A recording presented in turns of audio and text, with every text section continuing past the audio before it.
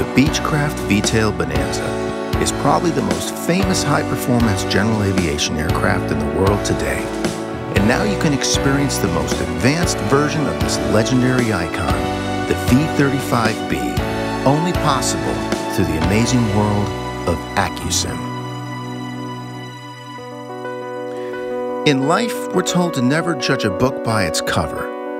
However, the V-Tail Bonanza is an exception to that rule because it doesn't just look different, it is different.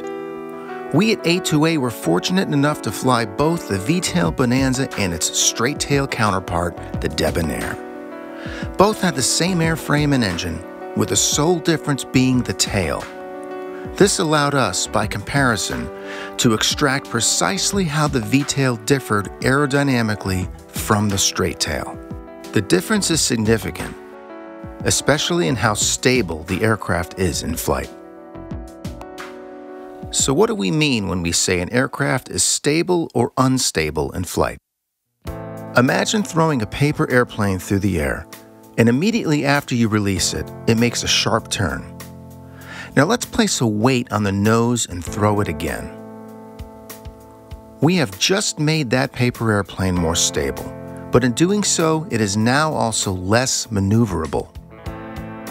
World War II aircraft designers had to strike a delicate and sometimes dangerous balance between making an aircraft maneuverable at the expense of stability. And the Bonanza was inspired from World War II aircraft design as it was created for the thousands of professional pilots returning after the war. Fast forward to today, and virtually all general aviation aircraft that are not aerobatic are designed to be stable for straight and level flight. So even in turbulence or low visibility conditions where the pilot may not always be aware of the aircraft's attitude, the airplane will resist sudden uncontrolled changes in direction. Like most pilots, I am used to flying aircraft with traditional tails. That's with a vertical rudder and a horizontal stabilator or elevators. Now, I have a lot of time in this particular Comanche, so allow me to share my impressions of how the Bonanza compares to this aircraft. I think you'll be really surprised at how different they are once in the air. Both the Comanche and the Bonanza were designed to be fast personal transports. However, once in the air, they feel completely different. The first thing I noticed when I grabbed the controls of a V-tail is how responsive and perfectly balanced the rudder, elevator, and ailerons were. The Comanche wants to fly straight and level, whereas the Bonanza is always willing to break out and maneuver. You can see the differences in stability by just applying the rudder and quickly releasing it. On a Comanche, like that paper airplane with the weight in front, the nose returns back to coordinated flight. But on the Bonanza, the nose will oscillate back and forth for a while before it establishes itself again. Another thing I noticed in the Bonanza was the wind noise is less pronounced. And this is no surprise as the fuselage is more aerodynamic and rounded, while the Comanche cabin is squared off and wider, displacing more air. However, when it comes to weight and balance, there is an advantage to both designs because the Bonanza's performance changes more dramatically with weight changes. Our own in-house flight testing showed the Comanche loses roughly 1 mile per hour for every 100 pounds of additional weight, whereas the Bonanza loses almost 2 miles per hour for the same 100 pounds of additional weight. Depending on how you look at it, you can say the Comanche suffers less with the added weight, or the Bonanza benefits more with less weight. So Bonanza pilots know that flying their aircraft lightly loaded results in performance well beyond the speeds published in the book. And who in aviation is going to complain about having faster than book speeds? Even the fuel management between these planes is completely different. The Comanche allows you to draw fuel simultaneously from 2 different tanks, which some pilots don't recommend as it makes it impossible to know exactly how much fuel is in a given tank. The Bonanza, on the other hand, only allows you to draw from 1 tank at a time. Even the tip tank management is different, in that the Comanche allows the engine to draw directly from either or both tip tanks. whereas the Bonanza uses additional pumps to transfer fuel from the tips to the main tanks, which then feed the engine. Real Bonanzas in the market today are available with different engine options. So in Accu-Sim, we've added the new feature allowing different engines to be installed in our maintenance hangar. You can load the stock 520 cubic inch Continental engine with 285 horsepower or a 300 horsepower 550 cubic inch engine. The Bonanza with its slippery fuselage that cleans up so nicely and the additional 50 horsepower over the 250 horsepower Comanche helps it reach considerably higher cruise speeds. The most defining component to any aircraft is its wing. The Comanche's long wing creates an abundance of lift that delivers strong climb and high altitude performance. But when it comes to landing, that same long wing makes it prone to floating.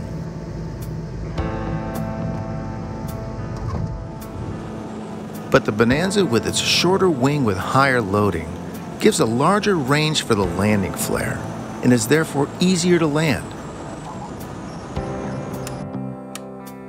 Lockheed Martin's Prepared 3D allows us to provide you with a stunning nighttime environment.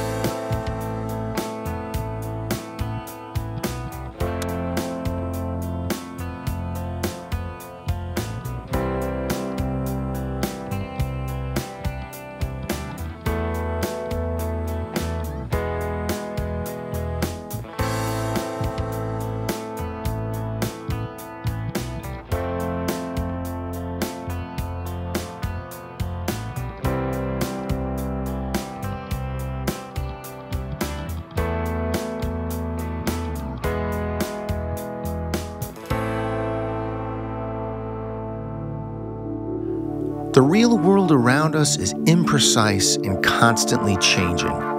The fact is, the aircraft systems themselves are not digital. They are physical, just like us. And for those few lost souls who have still not experienced an Accu-Sim aircraft, flight simulation is still being built in a binary world. That means things are either on or off. But our minds don't work that way. Our minds are already designed to observe and interpret all of the gray areas in life. Is the engine running well?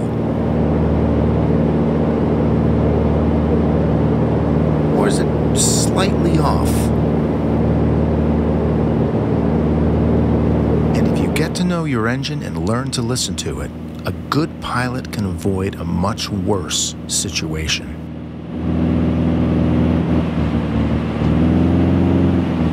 You're not just listening to a sampled recording of a poor-running engine. The Accu-Sim engine is dynamic. In other words, it's never the same. And the windows that allow us to look into the engine and these systems are the gauges. And analog gauges each have their own physics and lifespan.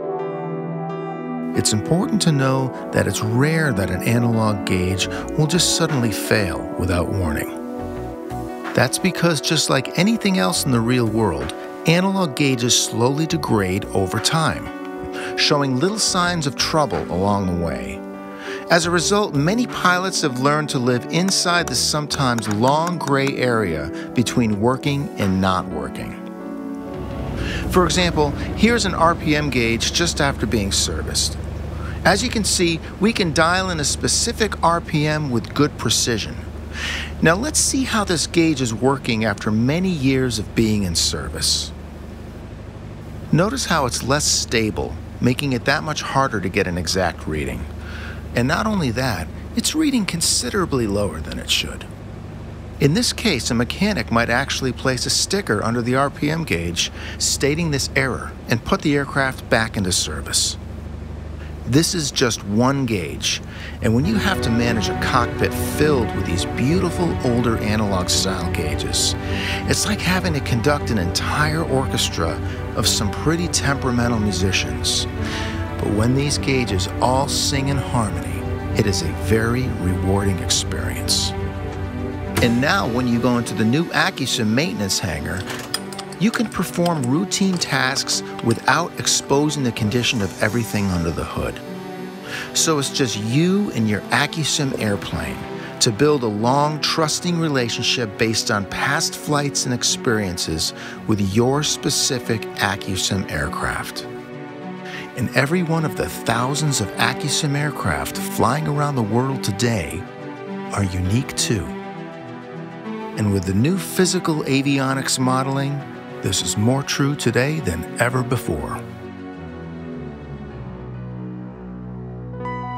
20 years ago, when I owned and operated a 160 horsepower Piper Cherokee, every once in a while I would see a V-tail flying near me, usually climbing higher and faster than my little Piper. I never thought the day would come when I would be in command of such power and speed, and be in the cockpit of such a beautiful and prestigious airplane. The Bonanza's office was created in the 1940s, and the modern Bonanza has grown from decades of improvements. But the left seat is not for everyone. That's because this Bonanza is a pioneer, which is reflected in the rugged individuals who choose to own and operate such an airplane.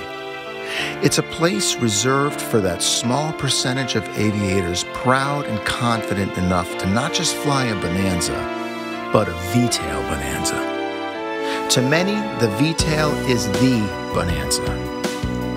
So as anyone can see, we at A2A have had a lot to cover in the making of this V-tail legend. The Accu-Sim Bonanza is a product of dreams, and we can all share in this experience of piloting the most recognized, high-performance general aviation aircraft in the world.